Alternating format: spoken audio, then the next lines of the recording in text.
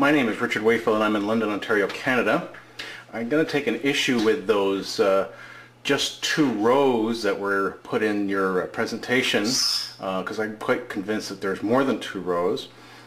My profession is as a software developer. I also have a very strong background in the sciences, so I know how science works. And as a developer of software, I have to be able to look at logical things and look at all possible logical permutations, as it were, that are available.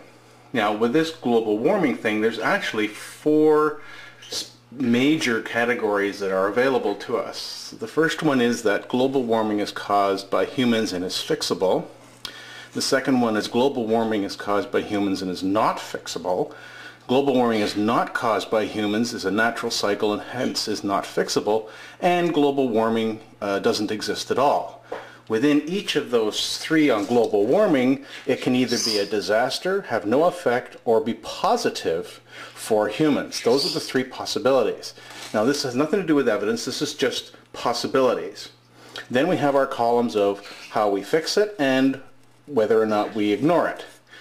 Now, if we were to assume for a moment that it is caused by humans and is fixable and a disaster looms because of it, then we get your situation where you had a cost, a global depression, but the world is saved. If it has no effect on humans, however, we have cost, global depression for nothing, no reason at all. If it's positive, in other words, global warming will actually be positive for humans, we have a cost, global depression, but it's preventing a better world. If it's not caused by, if it is caused by humans, but is not fixable, then even though there's a disaster in the lurks for us, putting money will cause a global depression, but the world will turn into cinder anyway. If there's no effect on humans from this global warming, we'll go into depression, spend money for nothing. If it has a positive effect for humans, we'll spend money, go into global depression for nothing. If, on the other hand, that global warming is not caused by humans and hence is not fixable, then if a disaster is in the lurks, then again, we'll end up with a global depression, we'll spend money, but the world will turn into a cinder anyway.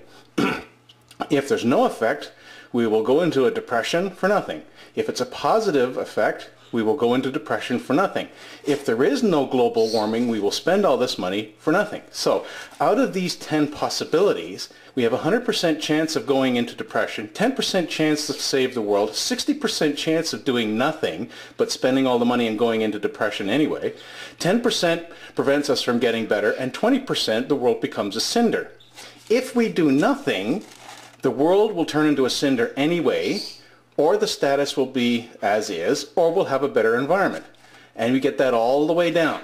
So in other words, there will be a 30% chance of disaster, 40% chance of status quo, and 30% chance of things being better.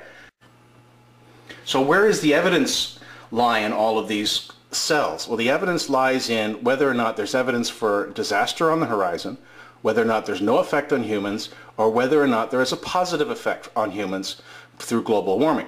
There's also evidence that could be obtained for whether it is caused by humans and whether it's caused by humans and even not fixable, or whether it's a natural cycle. So this is the area here where there's going to be evidence. As far as evidence for disaster looms, what is there? Well, really all there is opinions.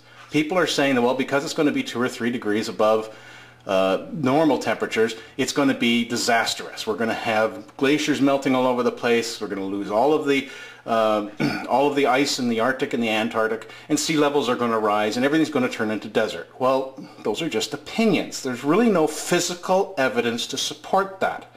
If anything, there's evidence that it will be positive.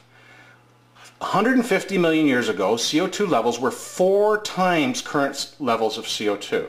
55 million years ago, the Earth was 8 degrees warmer than it is today, and it saw the greatest explosion of mammals at that time.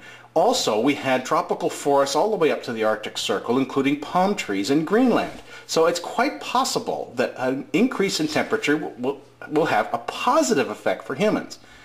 As for rises in sea level, so far there's no evidence that shows a hockey stick in a change of increase in sea level from 4 inches every 100 years, which has been going on since the last ice age.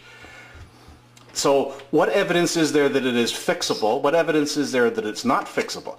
There isn't any. There's no way of knowing this. The only way we can know this is actually do something, to actually do it. There's no tests we can do. There's no experiments we can do other than actually experiment with it. So if you were to look at all of this just from strictly a roll of the dice or strictly looking at the cells, which would you choose? My personal opinion is I would choose to ignore it, because there's only a 30% chance it's going to be a disaster, 40% chance that everything is going to stay the same, and 30% chance that things will actually get better.